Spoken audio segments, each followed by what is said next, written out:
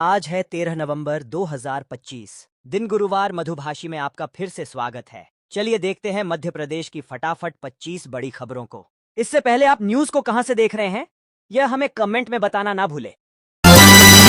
लाडली बहना योजना के तहत बुधवार को मुख्यमंत्री मोहन यादव सिवनी में लाडली बहनों के खाते में 1500 रुपए की किस्त ट्रांसफर कर दी है। अब तक हितग्राही को 1250 रुपए प्रति माह दिए जाते थे। कैबिनेट की मंजूरी के बाद 250 रुपए की बढ़ोतरी की गई है। अब हर माह लाडली बहनों के खाते में 1250 रुपए की जगह 1500 रुपए की राशि ही डाली जाएगी। 1,26,36,000 महिलाओं के खाते में 1587 करोड़ रुपए एक साथ ट्रांसफर किए जाएंगे। पश्चिमी विक्षोभ और पहाड़ों पर हो रही बर्फबारी के चलते हवा का रुख उत्तरी हो गया है, जिसके चलते मध्य प्रदेश में तापमान में तेजी से गिरावट दर्ज की जा रही है और ठंड का असर भी तेज हो चला है। मौसम विभाग ने अगले 4 दिन तक शीतलहर की चेतावनी जारी की है। आज 23 जिलों में कोल्ड वेव को लेकर अलर्ट जारी किया गया है। 40 साल पुराने बांधों के gate foot over bridge upgrade होंगे। भोपाल के केरवा डैम के फुट ओवर ब्रिज का एक हिस्सा गिरने की घटना के बाद एमपी के सभी बांधों के गेट और फुट ओवर ब्रिज की जांच कराई जाएगी। एमपी के जल संसाधन मंत्री तुलसी सिलावट ने विभागीय अधिकारियों के साथ केरवा डैम का निरीक्षण करने के बाद इसके निर्देश दिए हैं। भोपाल के पौष इलाके 4 इमली में रहने वाली डिप्टी कलेक्टर अलका सिंह वामनकर के सूने मकान से चोर 11 लाख से अधिक के 10 तोले सोने के जेवरात, करीब 40,000 रुपए मूल्य की 250 ग्राम चांदी की पायजेब और कीमती घड़ियां सहित अन्य सामान लेकर चंपत हो गए हैं। पुलिस ने संदेहियों को हिरासत में लिया है, जिनसे पूछताछ की जा रही है। आयुष्मान भारत योजना के लिए पात्र हितग्राहियों को मुख्यमंत्री स्वेच्छानुदान का लाभ नहीं मिलेगा। मुख्यमंत्री सचिवालय के अधिकारी ने बताया कि आयुष्मान हितग्राहियों को विशेष परिस्थिति में ही स्वेच्छानुदान दिया जा रहा है, जैसे रोगी को ऐसी बीमारी हो जो आयुष्मान योजना के पैकेज में शामिल नहीं हो, या फिर जिस अस्पताल में मरीज भर्ती है वह आयुष्मान योजना में है या नहीं होने की स्थिति में स्वेच्छानुदान पर विचार किया जाता है। मुख्यमंत्री मोहन यादव ने राज्य के प्रशासनिक अमले को लेकर अपना रुख स्पष्ट कर दिया है। उन्होंने अधिकारियों और कर्मचारियों को 2 टूक संदेश देते हुए कहा कि अच्छा काम करने वालों को सरकार सम्मानित करेगी, लेकिन अपने काम में लापरवाही बरतने वालों पर सख्त कार्रवाई की जाएगी। सीएम ने जोर देकर कहा कि उनकी सरकार का मुख्य उद्देश्य यह सुनिश्चित करना है कि आम जनता को किसी भी तरह की परेशानी का सामना न करना पड़े। रतलाम में खाद लेने के लिए किसान परेशान है और सुबह से देर तक इंतजार कर रहे रबी सीजन में खाद वितरण को लेकर किसानों को काफी परेशानी उठानी पड़ रही है। रतलाम जिले के सैलाना खाद वितरण केंद्र से एक वीडियो सामने आया है, जिसमें किसान सुबह सुबह केंद्र खुलने से पहले ही पहुंच गए। खाद के लिए वे अपने खाता खसरा की फोटोकॉपी जमीन पर रखकर नंबर लगा रहे हैं, ताकि खुलते ही पहले टोकन मिल जाए और खाद समय पर मिल सके।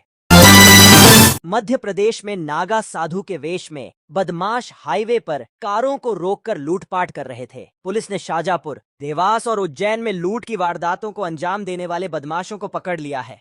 इनके पास से सोने की अंगूठियों सहित कैश भी बरामद हुआ है। ये सभी दिल्ली और हरियाणा के बताए जा रहे हैं।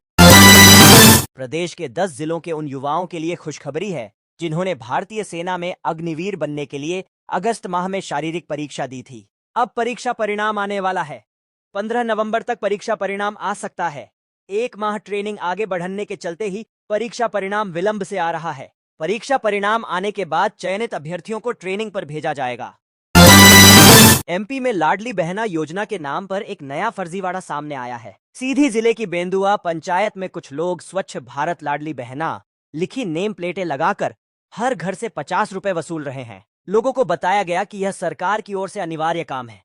जब इसकी पड़ताल की तो यह फर्जीवाड़े का मामला निकला। बिहार के कुछ लोग जनपद सीईओ से मिलकर ऐसा आदेश जारी करवा रहे हैं। मध्य प्रदेश में प्रमोशन में आरक्षण मामले पर बुधवार को एक बार फिर सुनवाई हुई, जिसमें कि अनुसूचित जाति जनजाति कर्मचारी संघ ने हस्तक्षेप याचिकाएं दायर की हैं, जिसमें कि कोर्ट ने अजैक्स संघ की ओर से सुनवाई रोकने की मांग को ठुकरा दिया है। बता दें कि हाईकोर्ट में दायर याचिकाओं में मध्य प्रदेश की नई प्रमोशन पॉलिसी को चुनौती दी गई है। भैरव अष्टमी पर उज्जैन के प्राचीन छप्पन भैरव मंदिर में बुधवार को भक्तों ने भगवान भैरवनाथ को 2100 प्रकार की अनोखी वस्तुओं का भोग लगाया। पिछले 21 वर्षों से जारी इस परंपरा को देखने श्रद्धालुओं की भारी भीड़ उमड़ पड़ी। इस वर्ष भोग की संख्या 2100 तक पहुंची।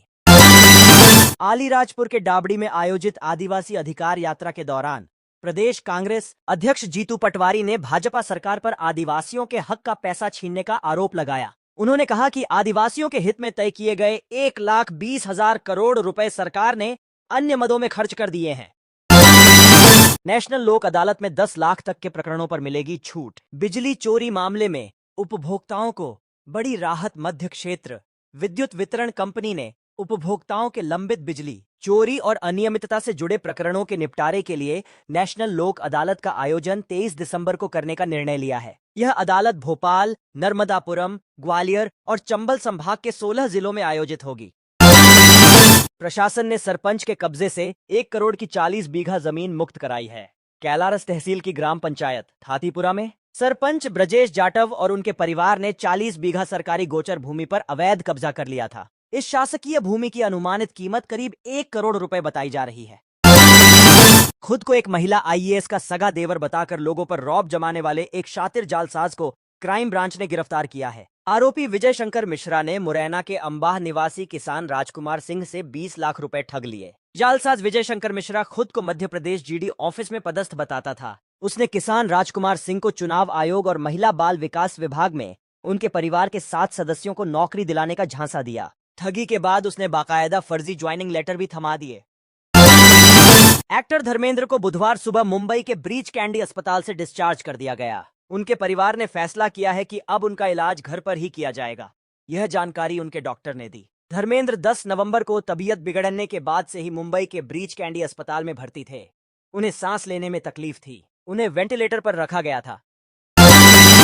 मुख्यमंत्री डॉक्टर मोहन यादव ने कहा है कि देश में सबसे अधिक आदिवासी समाज मध्य प्रदेश में रहता है। उन्होंने कहा कि सरकारी कामों के साथ जब तक सामाजिक संस्थाएं नहीं खड़ी होती हैं, तब तक उसमें पूरी तरह सुधार नहीं आता है। सामाजिक क्षेत्रों के लोगों के काम करने के बाद सरकार को सामाजिक कठिनाइयों की जानकारी मिलती है, जिसे ठीक करने का काम किया जाता है।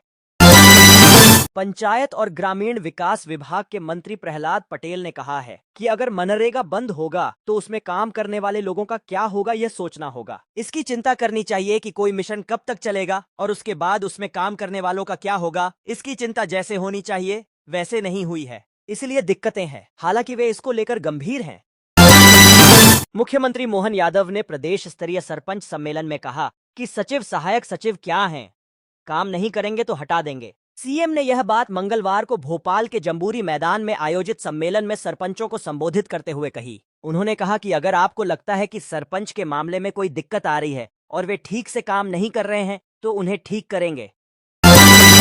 लाडली बहनों को नवंबर में बढ़ी हुई राशि देने से पहले मोहन सरकार ने फिर से बाजार से 4,000 करोड़ रुपए का कर्ज लिया है। 15 दिन के भीतर दूसरी बार मंगलवार को लिए गए कर्ज की राशि का भुगतान आज होगा। मंगलवार को किए गए ऑनक्शन के बाद सरकार ने 1500 करोड़ रुपए के 2 कर्ज और 1,000 करोड़ का एक अन्य कर्ज लिया है। यह कर्ज 16 साल, 22 साल और 19 साल के लिए है, जिनका कूपन रेट पर ब्याज भुगतान साल भर में 2 बार 6-6 माह में किया जाएगा। एमपी यूथ कांग्रेस का चुनाव विवादों में घिर गया है। युवा कांग्रेस प्रदेश अध्यक्ष के चुनाव में सबसे ज्यादा वोट पूर्व मंत्री और जबलपुर से विधायक लखन घनघोरिया के बेटे यश घनघोरिया को मिले हैं। वोटों की गिनती के बाद भी चुनाव प्रक्रिया को लेकर युवा कांग्रेस के नेता ही नाराज हैं। अशोकनगर जिले के चंदेरी में बुधवार को किसानों ने कृषि उपज मंडी के बाहर सड़क पर चक्का जाम कर दिया। किसानों ने आरोप लगाया कि मंडी में कुल 56 पंजीकृत व्यापारी हैं, लेकिन केवल 2 व्यापारी ही बोली लगा रहे हैं। इन व्यापारियों पर फसलों के दाम मनमर्जी से तय करने का आरोप लगाया गया। किसानों ने विरोध जताने के लिए अपने ट्रैक्टर सड़क के बीच में खड़े कर दिए, जिससे दोनों ओर वाहनों की लंबी कतारें लग गईं। विदेशी ताकतें देश में डर और भ्रम फैलाने की कोशिश कर रही हैं, लेकिन हम भारतीय किसी भी धर्म या मतभेद से ऊपर उठकर एकजुट रहेंगे। हमारी पदयात्रा किसी डर या धमकी से रुकने वाली नहीं है। प्रधानमंत्री नरेंद्र मोदी के नेतृत्व में देश सुरक्षित है और भगवान की कृपा से कोई हमारे भक्तों का बाल भी बांका नहीं कर सकता।